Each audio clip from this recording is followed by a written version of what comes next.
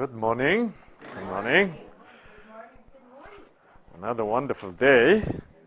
Yeah, sun is shining. Yes. Thank you.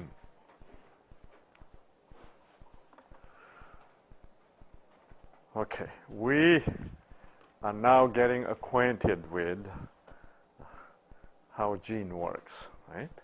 Gene definitely respond to the meaning and need.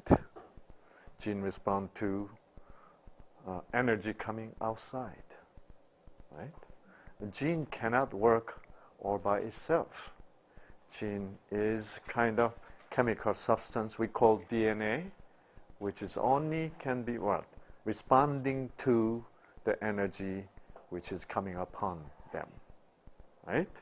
So gene is not autonomously working its own things. Okay. Gene does not really know what to do. Gene is simply like a computer program which is written, but it needs to be what? Clicked. Without the clicks coming in, it doesn't work. Okay. And so gene respond to the meaning, to the need, to the energy coming from outside. And gene, of course, respond to the love. And we learned about spark. Spark works on the mitochondria to produce energy by initiating combustion of the sugar and the oxygen, right? At the same time, this spark is actually the wonderful power of God which activate your sleeping genes. Right? We learned about cloning, right? In cloning processes, scientists have to activate sleeping genes, right, by electrical stimulation. But in normal pregnancy, this is all what God does. Therefore, you don't need any artificial stimulation to awaken the sleeping genes, right? Wonderful things we're learning. And even though we don't feel it, actually we are indeed receiving what? Continuous showering of what? Of sparks. And that's why we are alive. But however, you need to be careful not to receive wrong kind of signal, right? Yes, the signal coming from all those speakers. Yeah, be careful. You need to actively refuse it, right? And if you can't refuse it, you need to really use extraordinary measure to refuse it. Okay, so this morning I want to really clarify the notion that gene respond to the meaning very clear. So everything needs to be very clear. So then it can be power to you, right? Yes, indeed. The conditioned reflex experimentation done by Dr. Pavlov in Russia a long time ago. I think that experimentation, which reveals conditioned reflex, is very important for the gene. At that time, it only sort of seemed to be revealing that there's a conditioned reflex existing. But I think that experimentation reveals much more than simply the conditioned reflex itself. Okay, let's think about this.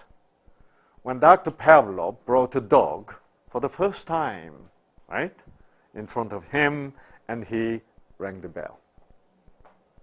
Well, sounds of ringing has no meaning to the dog, right? He doesn't know what this bell sounds means. He does not know really why Dr. Pavlov is ringing the bell. So he just goes, what is it? he could not really respond. There's no significant response can be shown by the dog. Now, then next day, Dr. Pavlov rang the bell, and then he took out what? Something yummy, and gave it to him. And he repeated and repeated.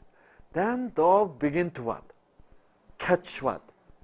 Catch the meaning. Yes. Aha. Whenever he sounds bell, it means something, right? It means that Dr. Pavlov is going to give me something very yummy. See? So we begin to learn the meaning, right? Begin to learn the meaning. So as dog is learning, getting acquainted with meaning, then interesting thing can happen, right? So now Dr. Pavlov does not even have to what? Ring the bell. If he holds bell, right? What happened? Dog's saliva comes out. All the gene is being what? Activated. The stomach gene, which produces digestive enzyme, is activated. The saliva gene is activated. Pancreatic, digestive enzyme gene is activated. Whole chain of the system is activated. Simply by what? By picking up the bell. He didn't ring the bell yet. So what is dog doing? Responding to what? To the meaning. He even anticipates. Yeah? Expectation. Expectation. Recently, scientists found out this expectation is very powerful. Okay, we already talked about positive imagery therapy, right? How NK cell or T cell respond to the positive imagery. We doctors been known long time something called the placebo. Placebo, But for a long time we knew placebo seems to be working. However, we didn't know how it worked. How it is working. We didn't know we could not explain the mechanism. See? Now we can. I explained to you about Parkinson's disease. Parkinson's disease is one of those autoimmune disease where your own T cell is going up to the brain and then attacking the dopamine producing cells, right? So when dopamine is lacking, then you become stiff, rigid, and you are not romantic at all. Yeah. And so this is Parkinson's disease. And scientists tried some placebo to the Parkinson's disease patient. They said, this is excellent medication. This is such a good new medication for the Parkinson's disease. So then they gave it to them. You know what happened? What happened? They carefully were observing how the brain cell which produces dopamine is working. You know what they found out? Yes.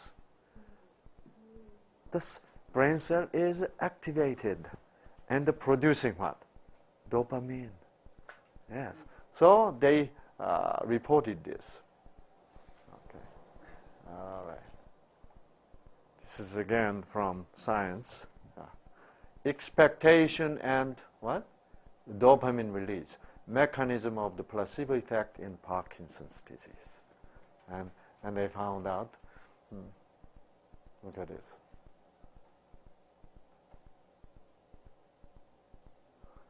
Yeah? Here they say, we provide in vivo evidence for the substantial release of endogenous dopamine in the striatum of Parkinson's disease patient in response to placebo. Yeah. So actually, the dopamine producing gene is what? Activated by Only by what? Expectation. Expectation. Okay? You know, again, I want to stress to you, having some expectation on something fake even work. Right? But New Start is not fake. Right? We are talking about truth of all the truths, right? Yeah. It's not fake. You know, placebo expectation is kind of weak expectation. Okay, it works. Okay, I hope so. You know, I think it's working. But if you really have the truth and you yourself committing what? Really into the truth. You know how much more activation of the gene can happen, right? Yes.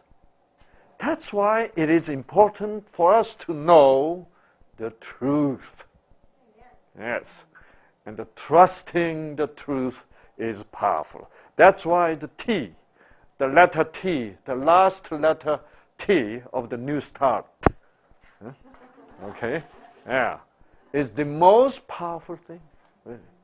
Yeah. And so it's a trusting power of God, you know, which is real. This is what we have been learning through the goodness, beauty, and truth, right?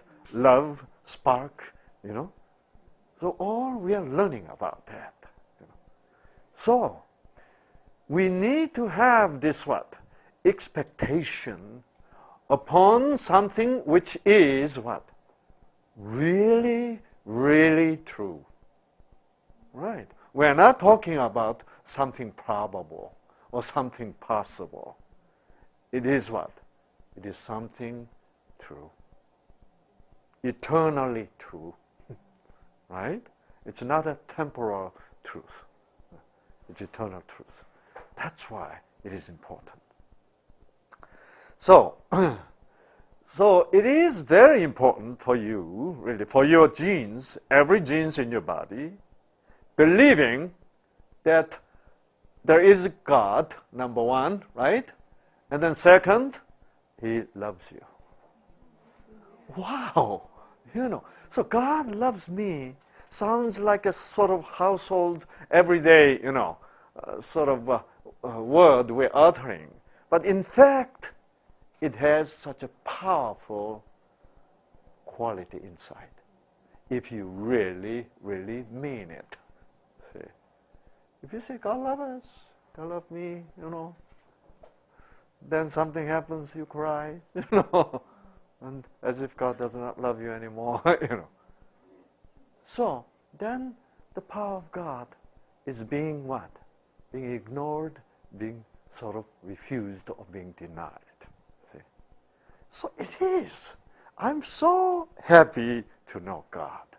And then I can, see, I wanted to trust something, you know. Without trusting something unchangeable, we do not really have a peace of mind. Right?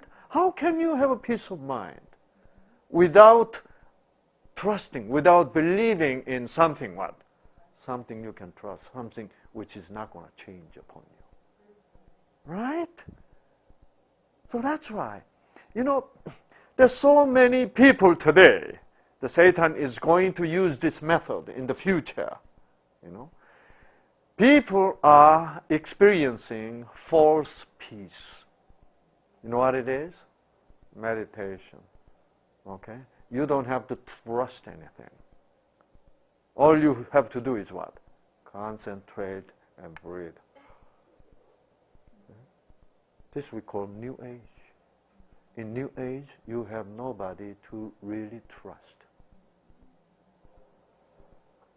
In Buddhism, you have nobody to what? Trust. It is your own. And I have to relax. I have to manufacture my own what? Peace. See? And if you get into New Age, then they begin to believe what? Okay, you may not be able to have a peace, but there is what?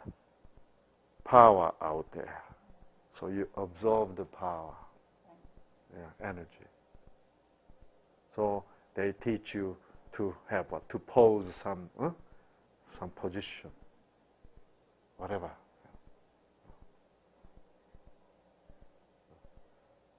So you go to China, now they recognize, they acknowledge the existence of what? Qi, which is energy. That energy has no personality, no intelligence of its own, right? It's simply what? Energy you can what?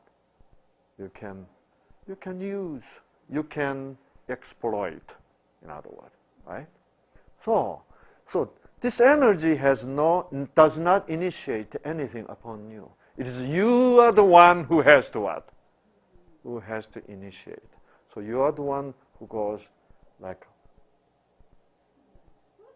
you have to catch the qi in the space, right? And bring it into you. Then you believe that. Then after all this exercise, right? Then suddenly you feel what? Wonderful. Wonderful. Wow, this is great. Or they call it, this umbilicus, belly button, okay? And according to Oriental philosophy, this belly button is very important. This is where through the what? The qi, the energy in the universe, is supposed to come in. And they put hand, and you feel great. See? So this is all just like what? Just like drugs, So some people take drug and trying to feel good. Some people what? Take energy trying to feel good. We don't believe that, see? We do not believe in that kind of energy, which is so passive. Our God is a spirit, okay? He is the truth. And truth is aware of everything going on in me, and actually he is the one controlling every single gene inside of me. Right? See? And we are totally dependent upon. So we don't have to, do this kind of thing to be happy. Right? Yeah. You know what kind of exercise we have to do? Tell me. What kind of exercise we have to do? Yeah. Yeah, okay. Kneeling, and we need to do a very, very important exercise. When your wife annoys you, you need to learn how to exercise love of Jesus. Yeah. When your husband irritates you, you need to exercise this powerful spiritual exercise, we called love one another. That's the exercise we Christians do. See? Yes. Love one another. Let me tell you one of those exercise sessions I had.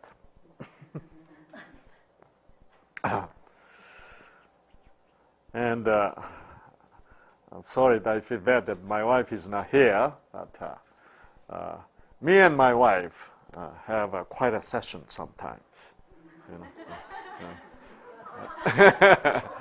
And she is a very strong Korean woman. Strong Korean. She has her opinion. Yes. She does have her opinion. And I found out the woman who does not have opinion seems to be easy to get along, But later on, it's become bigger problem. That's what I learned. And so I rather have everyday trouble because of her strong what? Opinion. Okay, so when I was getting married, I was ready to put up with it. Okay, and this will be good exercise for me. And sometimes it gets pretty difficult, you know. Yeah. But I am really enjoying that exercise because through that exercise, I feel much more what? Empowered and maturing. Really, I am experiencing the power of spirit, you know. Let me give you, this kind of thing happens to you guys all the time, okay? Don't pretend you don't have that problem. Okay? This is everyday problem we have, you know, if you're married, you know. And lately, as you know, some of you know, I am writing a book. Yeah, a book on Revelation based on the, you know, something I told you last night, right? Because I am now finding that the Holy Spirit is giving me the, you know, this new understanding on, you know, the judgment, right? Wrath, vengeance, right? All this, this is all so powerfully different, right? And I begin to see new light in the book of Revelation. So I'm passionately writing it. Okay. And I've been doing that for the past, 18 months, more than 18 months. My wife, I gave seminar and a lecture, and my wife, you know, she typed the word on the computer, and I am now, you know, rearranging it, you know, and correcting it, everything. We've been doing that for almost 18 months. I'm still doing it. Yeah. And as I am doing it more and more, God is giving me what?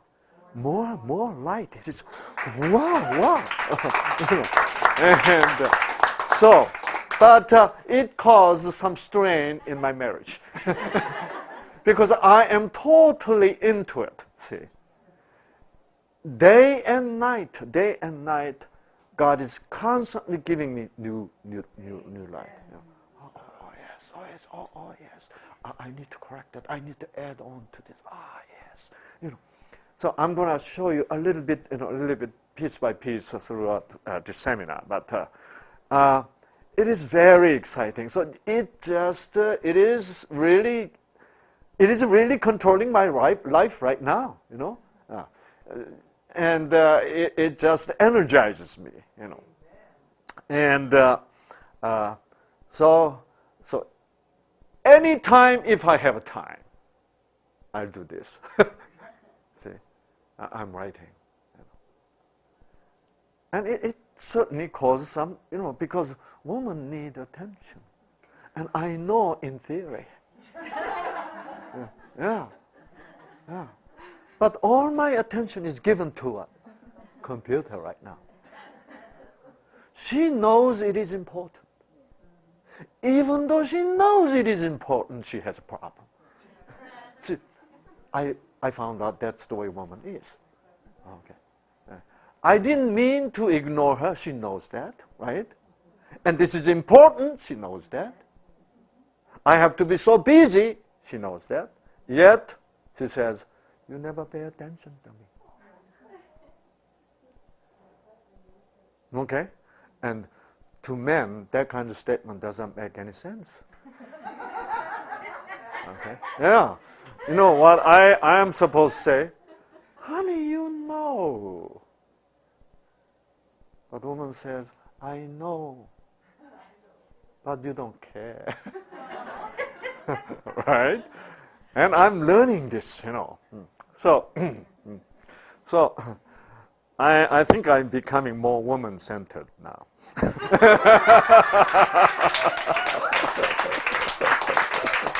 I was absolutely man-centered person, you know. But I don't think my wife believed that I'm becoming better. You know. But I do believe it. And so, Carolina. It was a couple of, what? It was like about a month ago, right? Yeah. And I was doing the camp meeting, the Light Bearers Ministry camp meeting there. And so my wife was going to sing. My wife sang every meeting, you know, and she sings pretty good. And yeah. Yeah, getting better every day. So, so she need to sing, and she need to go a little bit earlier, right, to get prepared, you know, to arrange with the pianist, you know, song. And I was busy. Honey, are you ready? And, but my wife is strong, and she's also fast. You know, but in that morning, she prepared herself so quick. It was totally out of my expectation. I thought it's going to take at least 20 minutes more, and she's done. I was in the middle of it. She says, honey, let's go. I said, wait, can you wait about 10 minutes? Honey, we got to go. I said, okay, I'm turning it off. So, you know, to turn off what you've been doing, it takes a little time, right? Yes. Yeah. You can't just turn it off, you know. You have to this and that, and then store it, you know, and then. And she was in the bathroom waiting for me. Honey, hurry up! For what? To do my hair. I'm so happy nowadays, I don't have to do the hair. Every lecture I have to do the hair, you know, because she cannot send me this hairstyle.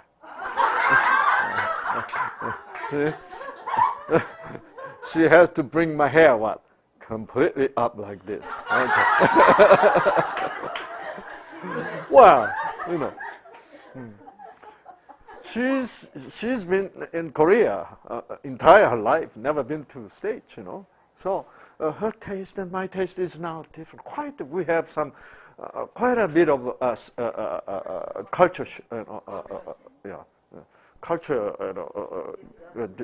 The shocks we have.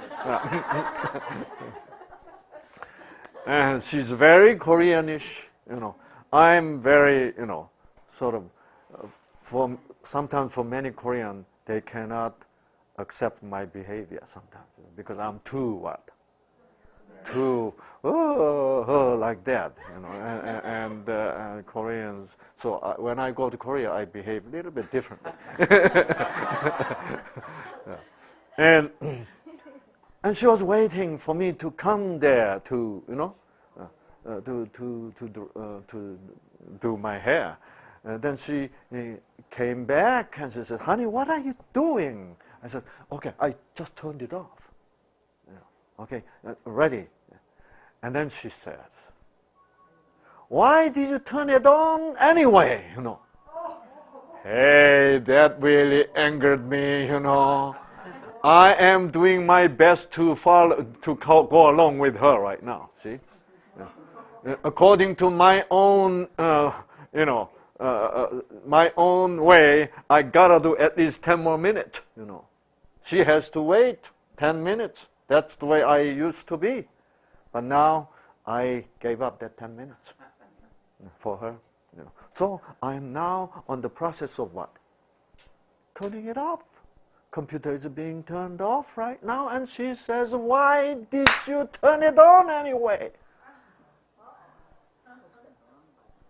Wow. It irritated me. You know. And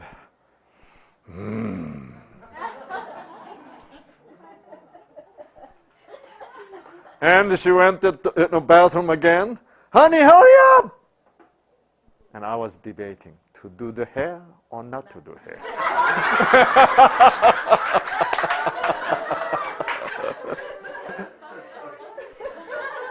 That is the question.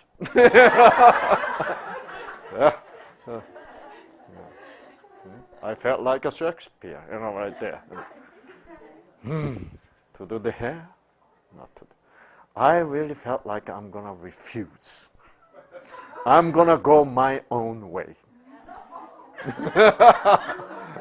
It was a big deal, you know. When you're angry, such a small thing becomes such a huge deal, you know. It is so interesting. When you're in love, doesn't matter, you know. Okay. But when you're angry, suddenly, the small thing becomes huge issue, and to do it or not to do it. You have to make a serious decision, you know. Remember, I'm going to have to give the people lecture, right? And I'm going to have to be happy. And she's going to have to be what? Happy. God wants everyone to be happy in that morning. And I am extremely unhappy. The sounds of the speaker is so loud. You know what it is talking to me? Don't do the hair. You are men. And on top of that, you are Korean men.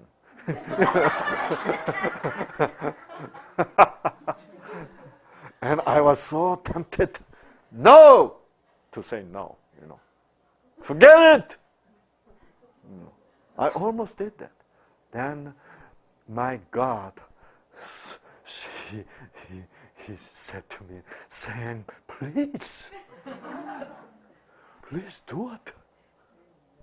I said, I don't want to do it. I know you don't want to do it. Then pray. Do some extraordinary measure, you know. So I prayed, oh, God help me. And then she says, honey, hurry up, she said. And I prayed. You know, if I don't do this, it's not going to work. I know that. According to my own original personality, it's unacceptable behavior, you know. Yeah. So I wasn't ready really, but anyway, I went to bathroom while I was praying, and then I sat on the toilet, you know, and I prayed, oh God, help me, and she was doing hair, you know. So it didn't matter whether she does or not. All what matter is whether I walk with Jesus or not. What an exercise, see? Yes. Yeah. Exercise. You know? And I prayed. And she was done. She said, honey, let's go. Let's go. So I got into the car. Hair was fine. It's done, you know. But problem is, I didn't feel like talking to her. I did not feel like talking. And she realized, she now noticed that I am very what? Mad. I'm mad, that's why I'm quiet.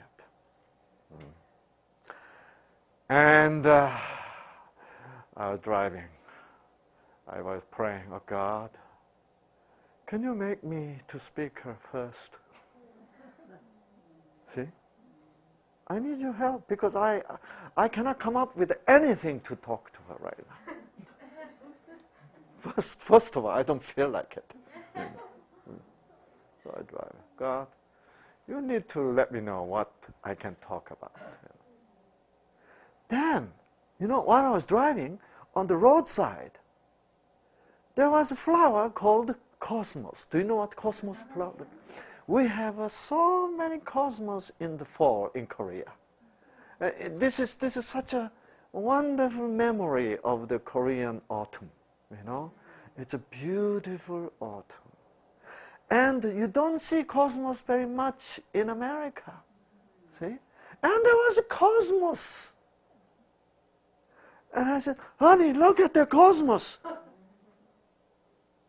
It didn't require that much effort because cosmos was there. You know what?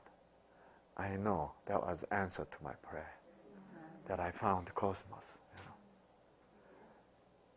I said, honey, look at the cosmos. And she says, oh.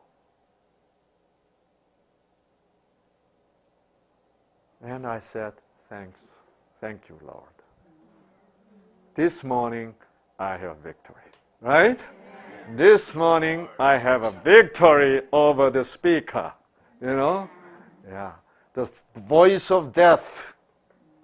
Keep on saying, you are the man, you know, you are the man. You know, don't talk to her first. You know, wait until she talk to you first. You know. But I did not want to go along that way. I want to be happier than that. You know. You know what? She says, oh, there's a cosmos. I was very happy. I have victory this morning. So I was just keep on driving. You know, about 5 minutes, she still didn't say anything. So 5 minutes later, you know what she did?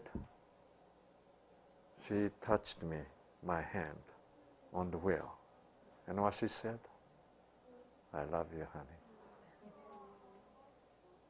Thank you for talking to me first. You won this time.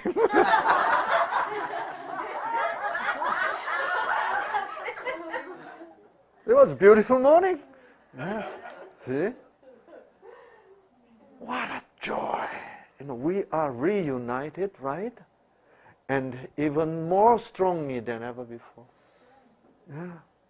So that's why it is sometimes worse to fight, you know. As long as you don't listen to that speakers. As long as you keep on refusing to listen to that speaker. You know? The speaker constantly focus on your own pride, you know that? You have pride. You have your pride, you know. Don't be deceived, see? Yes. And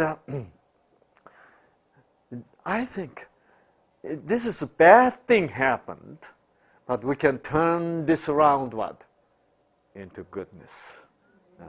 As long as you give whole thing to God, wonderful thing He can cook, right? And this taste is really sweet. You know, what a sweet taste. So that event is really nothing, right? What's in there? You know, we had fight, and I did hair, and I spoke first. Well, if you just arrange that way, those facts alone is nothing. But the content, the invisible content, right? The struggle behind the scene is meaningful, isn't it? Yes. It is so meaningful, and even what? A month later today, I'm here in Arizona talking about that. I'm still having more endorphin, you know? My gene is activated.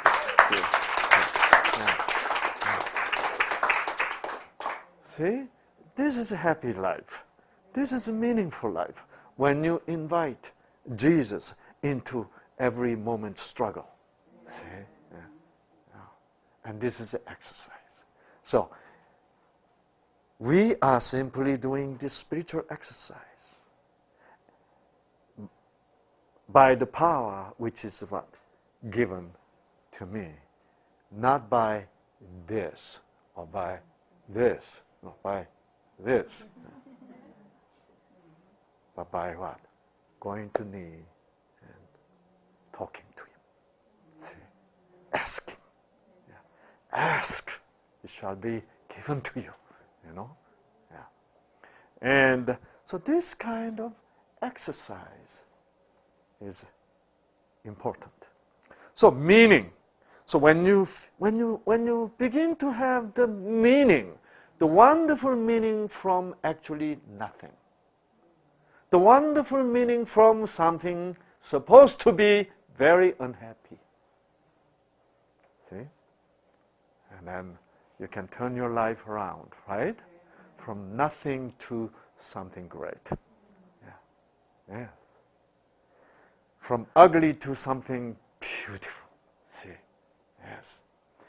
And this I call wisdom, right? Yeah.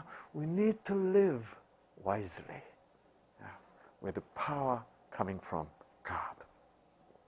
So Pavlov, let's go back to Pavlov's dog, right? So now Pavlov's dog is learning the meaning on bear sound, okay? So after a few days, now dog really does trust. As his trust becomes stronger, his response on his gene become what? More powerful, isn't it? Right? And then after 1 week, Dr. Pavlov did this. He picked up the bell, and dog was already what? All the gene is now excited, activate. Okay. Expectation. Powerful expectation is activating what? All the genes. And Dr. Pavlov rang the bell, and he did not give anything. Expectation, the trust violated. You know? And dog was excited. Then Dr. Pavlov went out.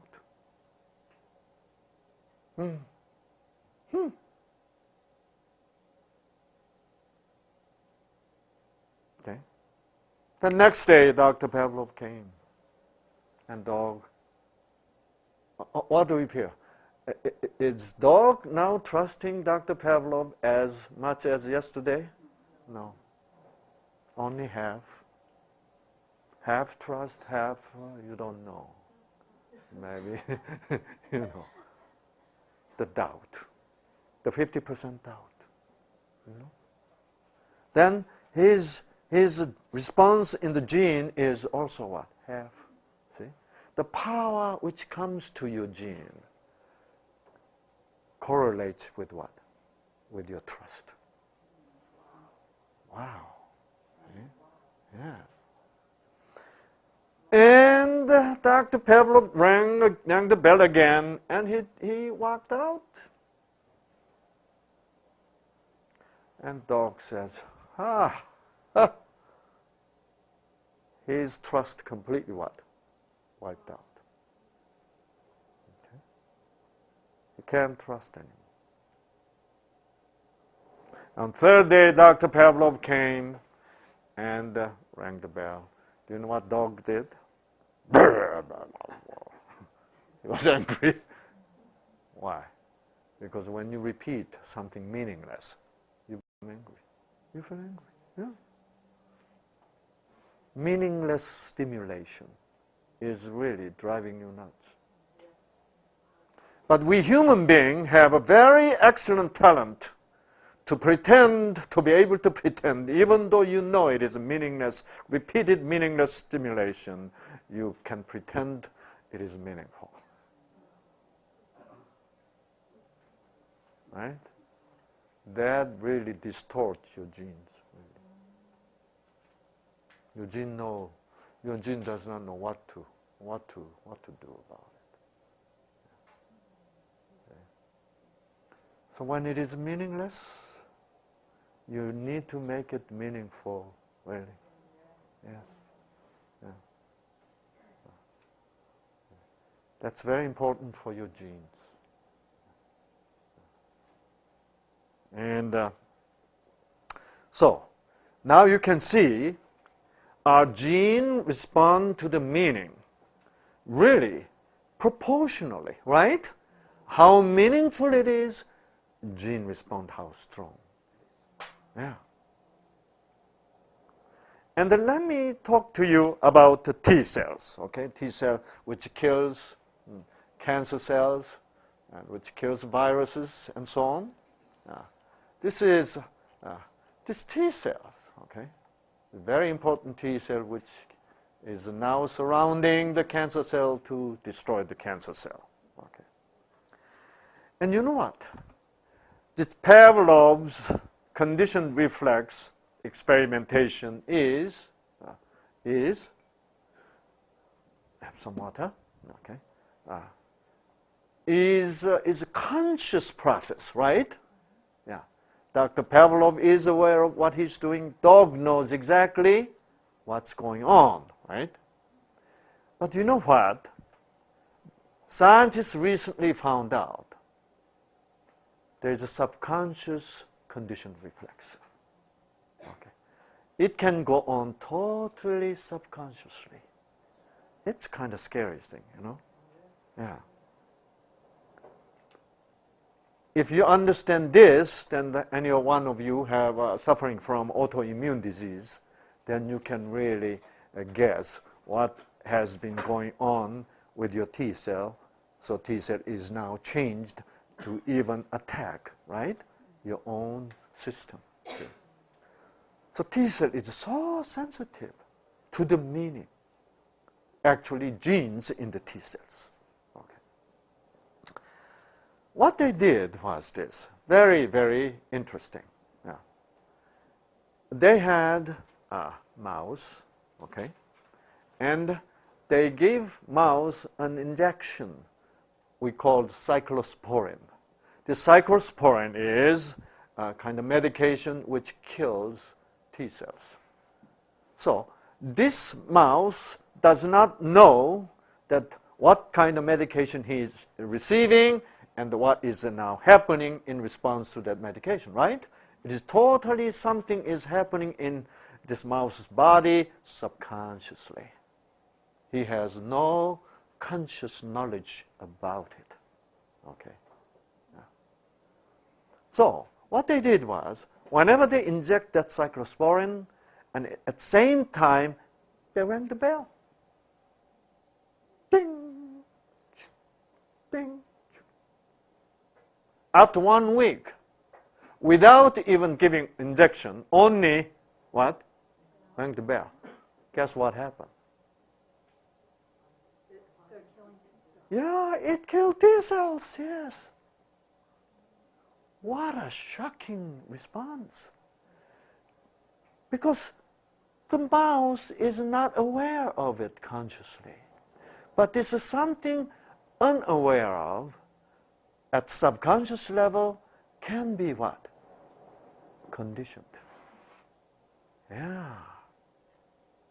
So this experimentation was done by psychoneuroimmunologist called Dr. Ada, Robert Ada. I just sort of simplified that entire processes to make it easy for you. And so scientists call this kind of phenomena immune conditioning. Immune conditioning. So your immune system, your T cell, these white T cells, can be also conditioned. See? This has a serious ramification, serious implications to your everyday life, really.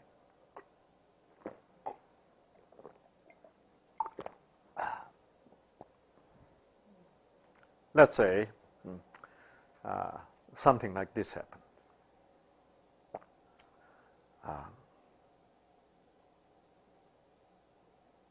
Mr. McClure, bad boy, bad guy, bad man, okay? Mr. McClure, raped and killed your daughter. This father of the daughter used to love McDonald's hamburger. But after that incident, even the Mr. McClure is now serving in jail his term. This father of the daughter cannot eat McDonald's. Why? Why? McClure and what? McDonald, yes. It rang the bell, you know. He didn't know that. He went to McDonald's, but he couldn't eat it. After eating it, what? He has stomach problem. See? A lot of this kind of thing happen. Totally subconsciously. Okay. Let me put it this way. In Korean marriage, this mother-in-law thing is a very serious problem. Extremely serious problem, believe me. And let's say there's a Korean couple in Korea, and the daughter-in-law could not stand the mother-in-law.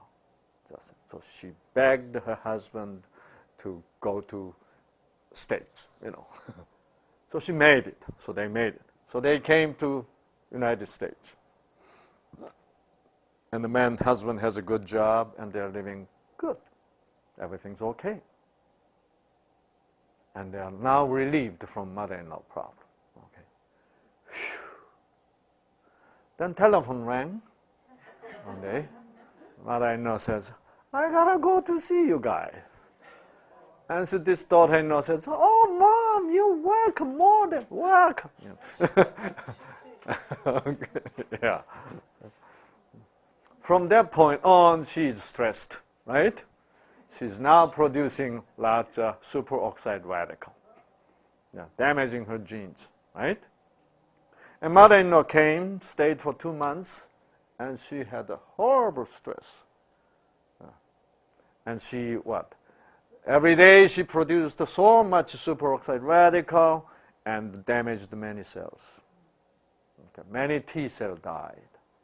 It was like a cyclosporin, right? Finally, 2 months later, mother-in-law decided to go back home. So she was happy to go to airport, take her to the airport, and send her back and say goodbye. And on the way back, she was very happy. What a relief, right? Whew. Then, when she came back home, she found there's a pair of shoes belong to mother-in-law. Okay. You know, the moment she looked at the shoes, she was in struggle now. Should I throw them away? Should I keep them, you know? If she keep them, she feel like what? Getting stressed. So she decided to throw them away. Then, next day, telephone rang, says, honey, I forgot that shoes.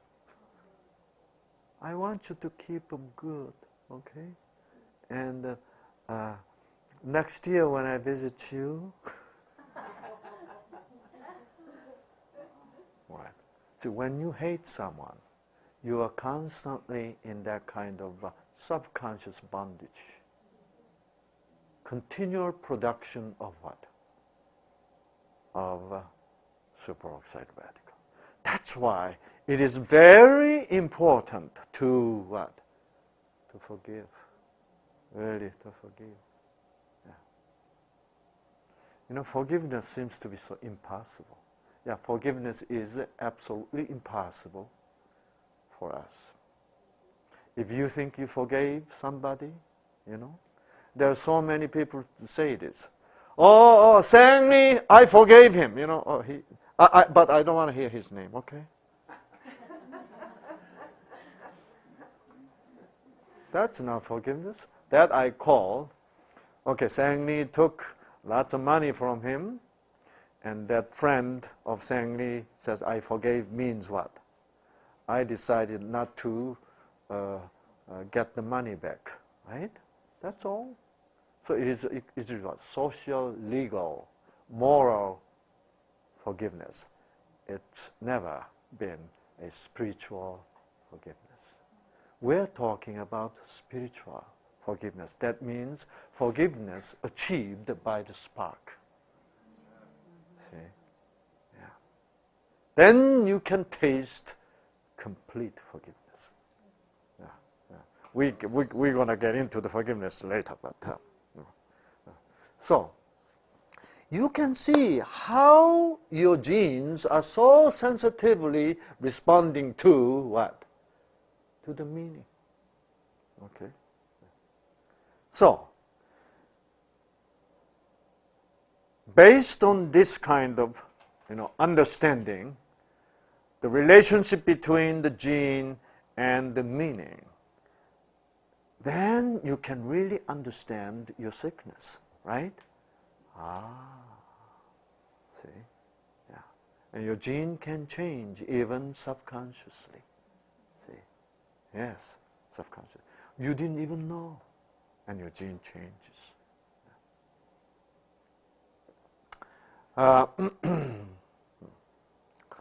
Let me just tell you a story, okay?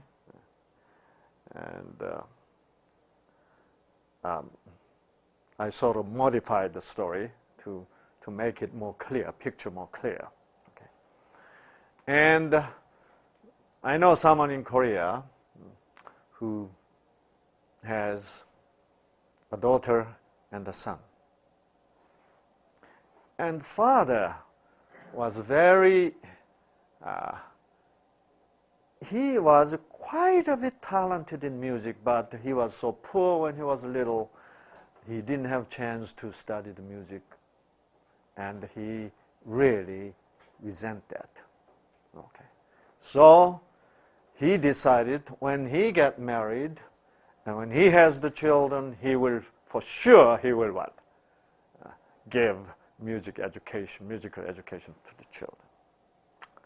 But unfortunately, the first child, the daughter, came, and she didn't have his gene. Looked like she has mommy's gene, and don't have that much musical talent. But father pushed her to play the piano. Pushed and pushed and pushed.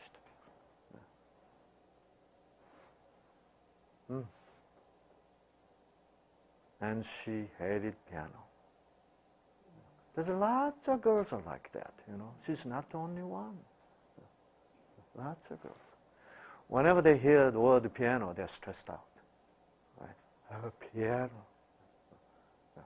It's no longer joy when it is being forced so much when they're little girls. And she was that way. So she became pretty good. Why? Because the father says, practice, did you practice? And so.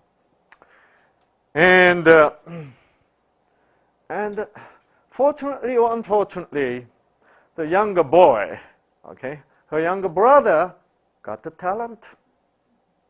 And he began violin, and he was good, When he became 10 years old, that's 2 years younger than his sister, boy, it was like a pin drop, Everybody, wow.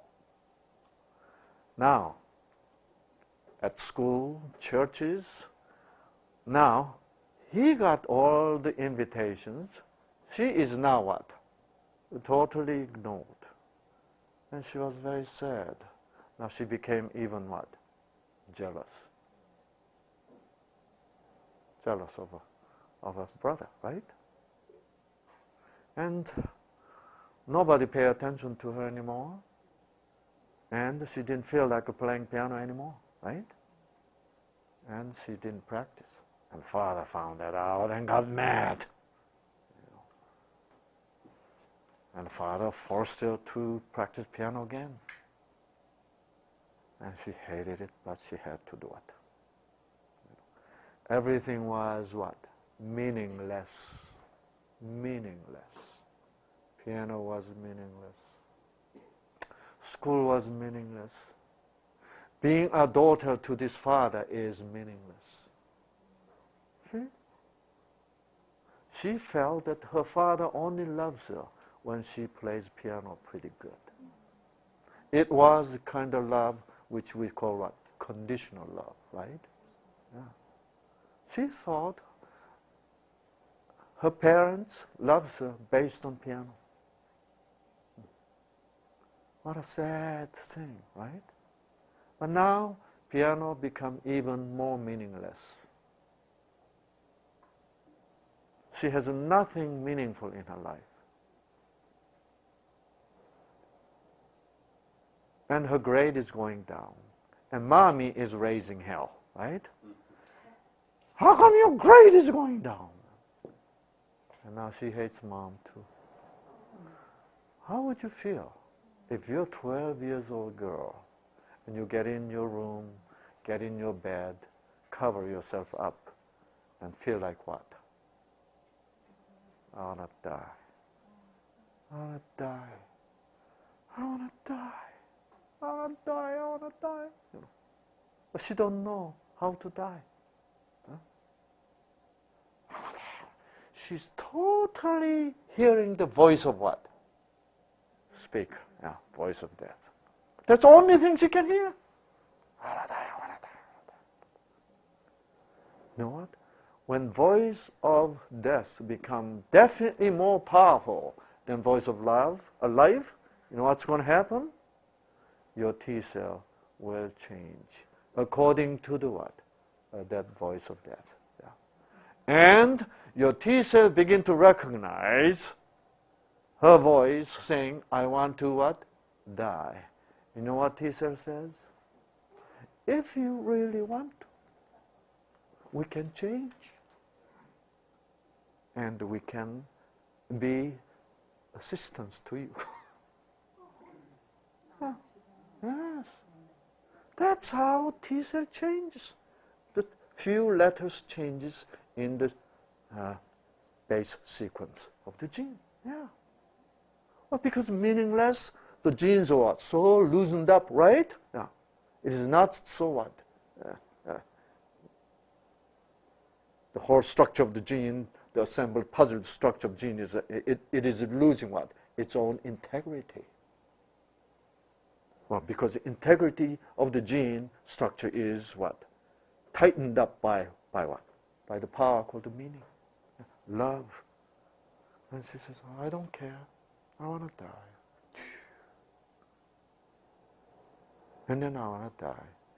Then gene has been so far only passive. Now gene become what? Active. Actively participating to achieve her wishes. See? I want to die.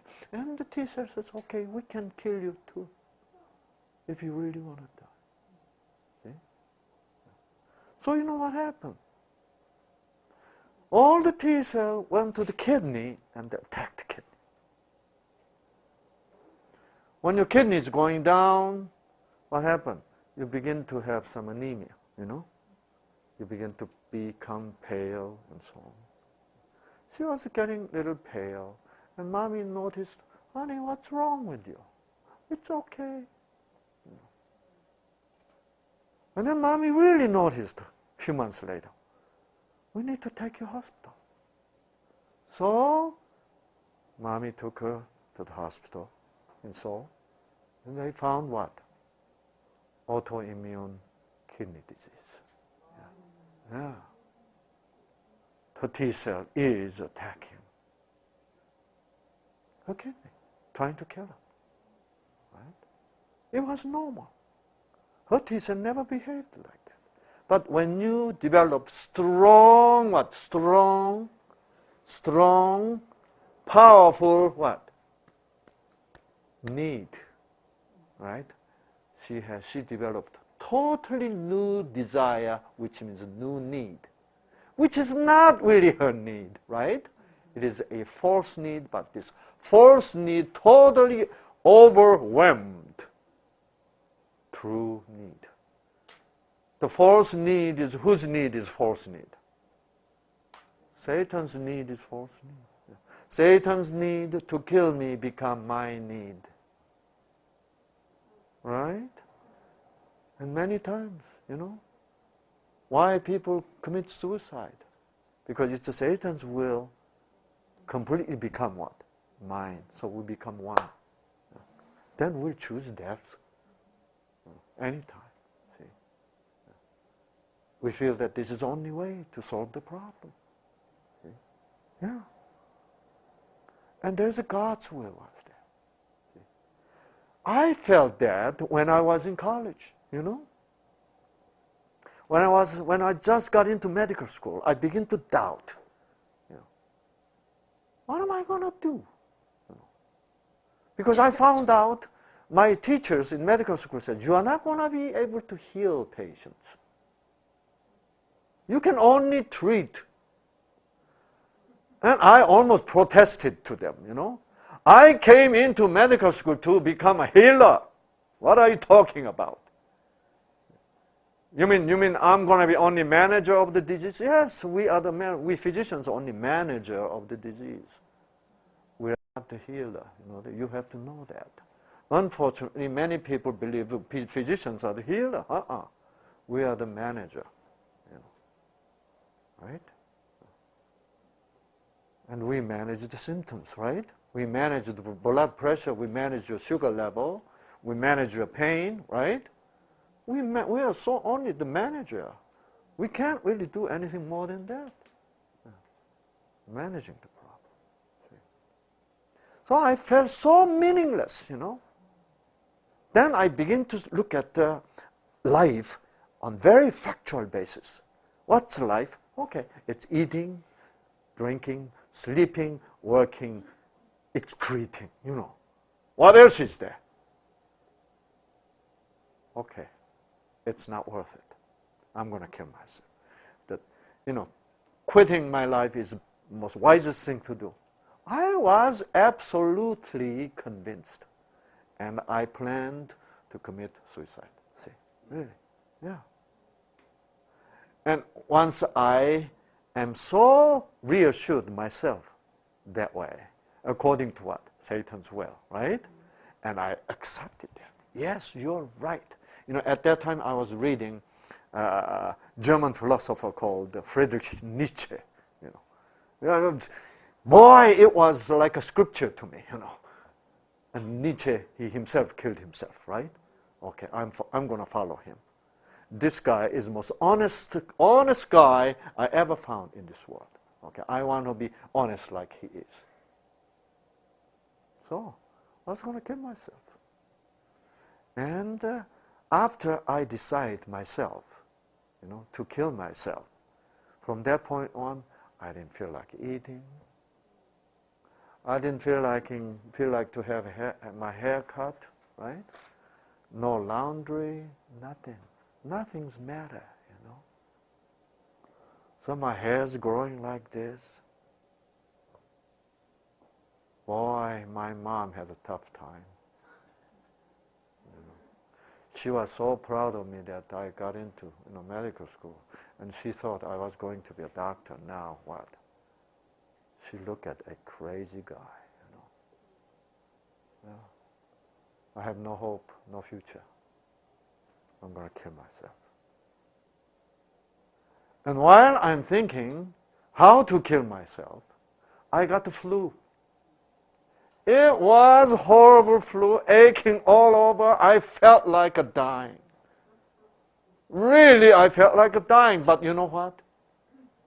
I did not want to die. It was such a strange, confusing experience. Why I don't want to die? I cannot find any conscious reason why I don't want to die. But the desire to live was so powerful. It was such a strange, confusing moment in my life. You know? Consciously speaking, killing myself was 100% right. But there's such an irrational desire to live is in me somewhere. It is springing up, right? Where is the source? I did not know. So I made up my mind. Okay, I need to find the source, right? Even though I was totally making decision to kill myself, still there's something, right? the new desire, which I thought I never had, is still what? Springing up, giving me this desire to live. Wow, what is it? I gotta find this source. So I finally made a decision not to kill myself. Even though I still didn't find any reason, any meaning to live. Only reason I decided to go on living was to find out what? The source. So it is a credible source, then I know if it is what? Not really credible source, then I will quit and I'm still going to kill myself. That's the way I was living, So my life from that point was in limbo, really. I was simply living, hoping someday I'll find what? What was the source of that desire to live? That was my age. I was age 23. That happened, see. And I still didn't have a solution until my age 39. I was just hanging there.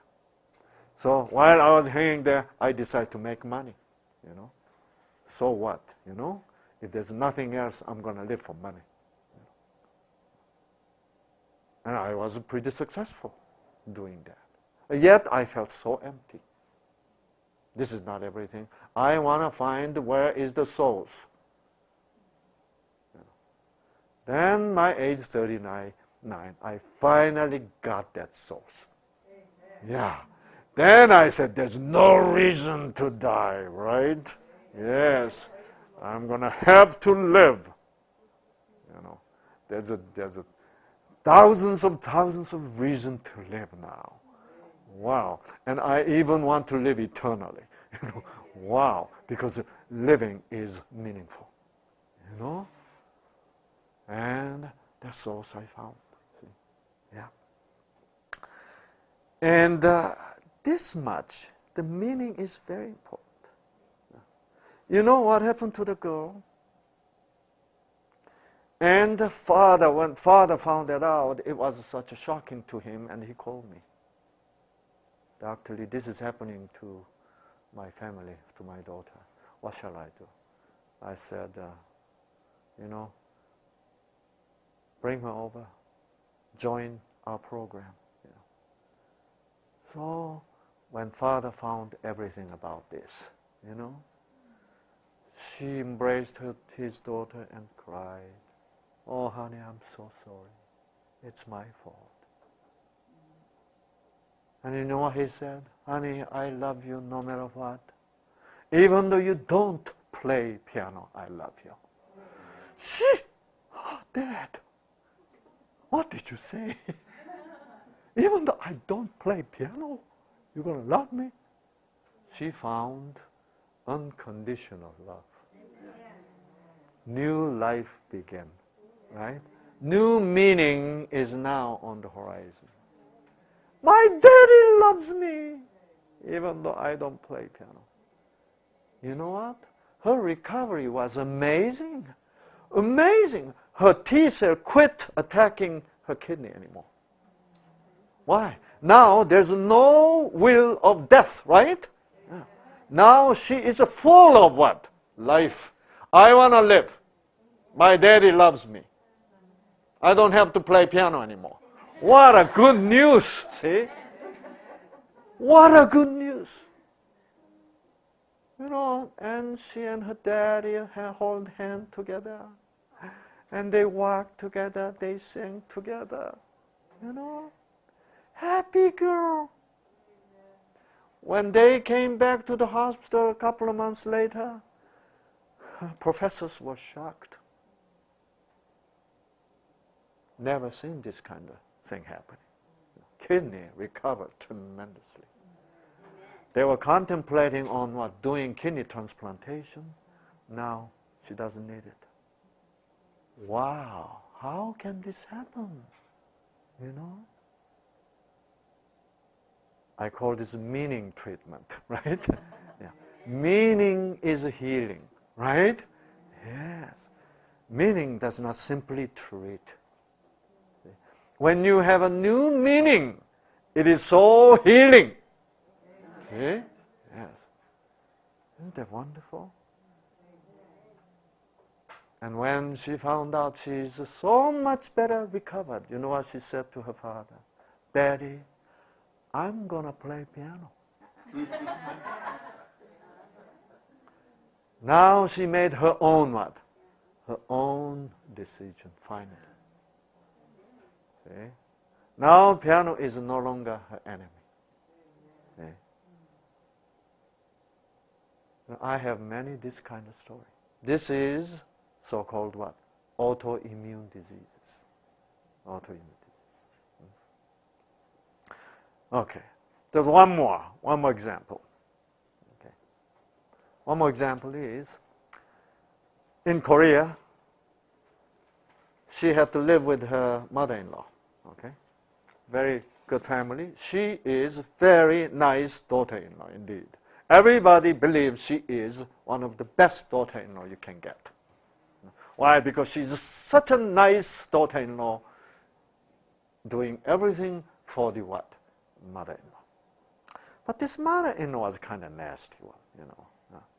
She never been so satisfied. So she always complained. And she was getting angrier to mother-in-law. And she is beginning to be what? Slacking off. You know. So something unnoticeable she wouldn't do. Right? So she began to feel a little what? Guilty. I shouldn't be this way, right? I find out that I'm not as good as what I thought I was, you know. And she began to feel a little guilty. And her mother-in-law is getting a little angrier and angrier because, you know, she's sort of keeping distance. So one day, mother-in-law was very angry, and she was raising hell, shouting. Then blood pressure went up, and she fell down, had a stroke. Wow. So this daughter-in-law felt it was her fault, right? It's terrible. She thought it was her fault. And she was paralyzed. Mother-in-law was paralyzed, and she could not move, she could not talk. She could not go to the bathroom. So this daughter-in-law made up her mind, you know, to what? To pay the price, the mistake, the sins she committed, right? She's gonna do better job than ever what? Before. She's gonna do everything. She's gonna be so nice to mother-in-law from this point on. So it was difficult time began. You know, you have to give her bath, you know, feed, and then take care of all these excretions and everything. And very difficult, very tired, you know. But this mother-in-law is even more angry. She couldn't say anything, she couldn't speak, you know, but she couldn't do anything, but she just, you know, like that. But yet she was a good Catholic, you know, she decided to do everything good to mother-in-law. One day she was feeding and there's something, you know, spilled over her face and she was trying to wipe, and then this mother-in-law bit her, you know, hand. Then without knowing, this daughter-in-law slapped her mother-in-law, you know. And she said, oh, what did I do? I slapped, you know, my mother-in-law. And mother-in-law was a fiery, you know, angry, but she could not say anything. Now, who's the only one knows about this? God, and there's somebody else. Satan knows. Yeah. You know what Satan was beginning to speak to her? You hit your mother-in-law. You know? And you're going to have to do the confession in the church. But you know what? Every priest knows she's a good Catholic. She's never done such a bad thing before. Her pride never allowed this, right? To go to church and have a confession. And she decided not to do confession. Because, this is real secret, right? Real secret. Nobody knows. She can never say anything. So she didn't talk to her husband, nothing. But she felt what? Guilty. There's a voice of condemnation, right? You know what voice was saying to her? You are going to be punished. Have you felt that way? Yeah, I did. Yeah. When you sinned, when you commit something bad, when you did something bad, and you know you're going to be punished, and I knew I was going to be punished. At that point, you are hoping, you're wishing that you should be punished what? Quick! So you can have what? Relief! Yes, it's now done. I paid the price. So when you feel guilty, when you know God wrong way, you really want to be what? Punished. To have what? Peace of mind. What a strange kind of peace of mind, right? It's a satanic peace of mind. This is kind of peace of mind. This is kind of peace this world gives you. See? Have you ever tasted peace that this world cannot give, but only Jesus can give you? See? Yes. That peace. When the fight between me and my wife in that morning, when I saw the cosmos, when I said, look at the cosmos. What a peace. Why I am having peace? Jesus says what? Good job, Sam. So he sent what? Sparks. And then I have serotonin, endorphin. I said, wow, this is it. This is the peace world cannot give you, but Jesus cannot give you. See?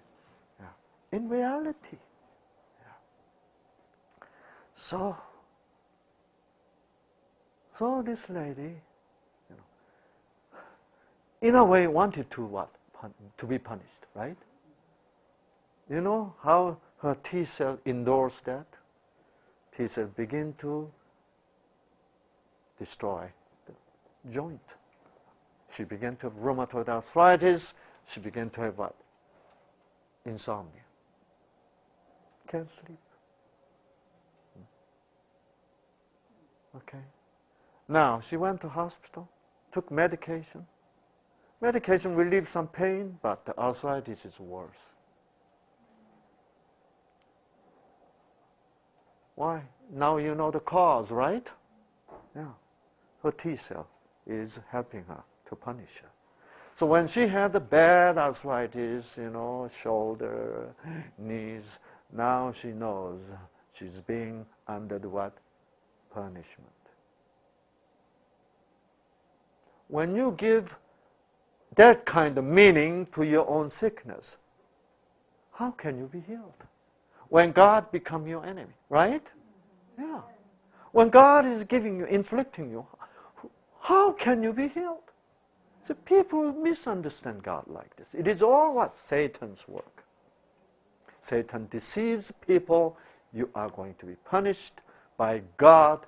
And when she has arthritis, and Satan says, see, this is what God is giving you. Terrible misunderstanding. Yeah. And so she was suffering.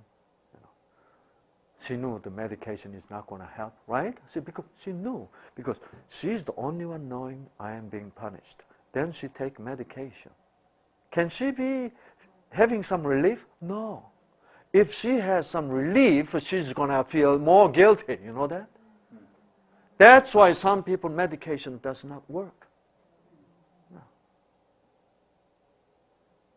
Because it's very irrational according to their own what? Concept, see, of their own disease. So she was in that kind of a situation. So somebody told her to come to New Start, She came. She didn't believe she was going to get better. Why? Who is Dr. Sang Ni can lift punishment from God, right? When God is punishing, what Dr. Sang Ni can do to her, right?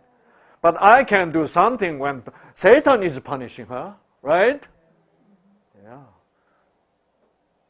And I found that whole story. You know what? I knew only thing I can do is I can introduce her to Jesus, the real Jesus, not the Jesus she knew before, right? So, how can you introduce Jesus? I need to open the Bible, See? Yeah. So, I opened the New Testament, Matthew chapter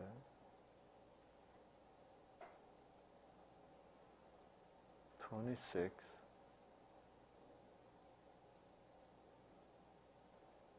Okay.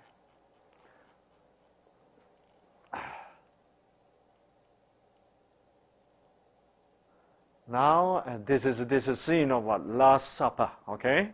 Jesus is having supper, the Last Supper with 12 disciples. Now Jesus at this point knows Judas will betray him, right? Jesus knew that. As they were eating, he said, "Surely I say to you, one of you will betray me." And they were exceedingly sorrowful, and each of them began to say to him, "Lord, is it I?" Each one of them, one by one. And Jesus says, "No, it's not you." Okay? Then all 11 came, and Jesus said, "No. It is now happening in one room," right? "Lord, it is I." He says, "No. It is I." No. All 11 times Jesus says no. Number 12. Who is number 12? Judas.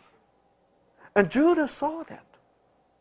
If you're Judas, what would you do to Jesus?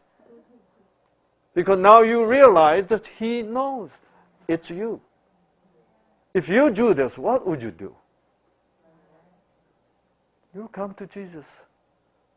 I guess you know. It's me. So, you ask for forgiveness or do something like that, right? But this Judas came, and Jesus, what did he say? "Is it I?" Wow! If I were Jesus, I could have what? Slapped. "Yes, it's you. Get out of this room."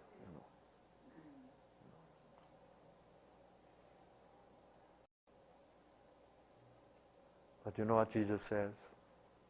"You have said it." Immediately after that, Jesus broke the bread and gave it to him. Saying what? "This is my body." What a love, right? Jesus is trying very hard to what? To save Judas. Even though Judas are not repenting yet. Even though Judas is still pretending that he is not the guy. Now Jesus says, "You are the one, but take this bread." Yeah. If I were Jesus, I broke the bread and I hit him hard. But Jesus said, "This is my body." And then Jesus poured the wine into the cup, right? Okay, here, Judas, who was betraying him, answered and said, "Rabbi, is it I?" He said to him, "You have said it." And they were eating. Jesus took the bread and blessed and broke them, and gave it to the disciples and said, "Take it, this is my body." Then Then he took the cup and gave thanks and gave it to them, saying, "Drink from it, all of you. All of you. All of you. If I were Jesus, drink from this cup. Judas, not for you." Or, if you want Judas to drink, Jesus could have said, "Drink from this cup. Judas, you too." Still, it's funny, right? Yeah. It is sort of what? Bad for the Judas' own privacy, right? And Jesus respects this sinner's privacy, you know? Someone who is still what? Hiding, deceiving. And that's why, you know, if Jesus does not say all of you, you know what's going to happen? Judas will believe automatically. If Jesus only said, "Drink from it, drink from this cup," you know, without saying all of you, you know what Judas going to feel? Most likely it's not for me, right? The sinner has tendency excluding himself from grace of God. And Jesus knows that. So that's why Jesus wanted to what? Actively include him. Amen. See? And that's why Jesus says, "All of you." This word, "all of you," was said for Judas, actually, right? What it actually means is what? Please, Judas, please. Otherwise, there's no reason to say all of you. Just drink from this cup, right? Yeah. Yeah. All of you means, Judas, please don't go away from me. Take this blood. Be forgiven. Come back to me. You know? When I showed this to this woman began to hit by the spark coming from this word, right? She said, "Dr. Lee," she began to hold my hand. Jesus gave his blood to whom? Judas too. Yes. She began to cry. Thank you, thank you. And she was crying, "Oh, Dr. Lee, then Jesus forgave me. Forgive me." I said, "Of course, you're not worse than Judas, are you?" You know. Oh, catharsis, right? What a peace. See, God does not punish you. God give you this peace, right? Yeah, peace. Yeah. Oh, what a... From that point on, her T cell quit destroying. Now she feel like what? Living. You see? Now I have this teeth. Now I have a meaning to live, right?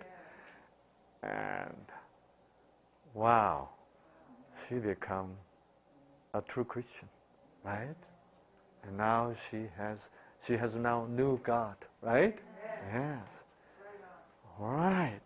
See, she become a happy woman, and you know her T cell genes begin to what? Recover. Recover. To the originality, right?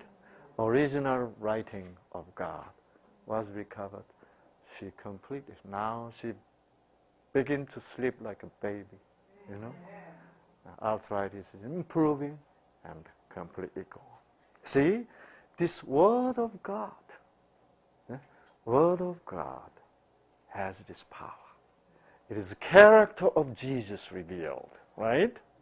When you really know the true character of God, that God, with that kind of wonderful character, wonderful love, will heal your genes. Hallelujah. Right? Hallelujah. Amen. Amen.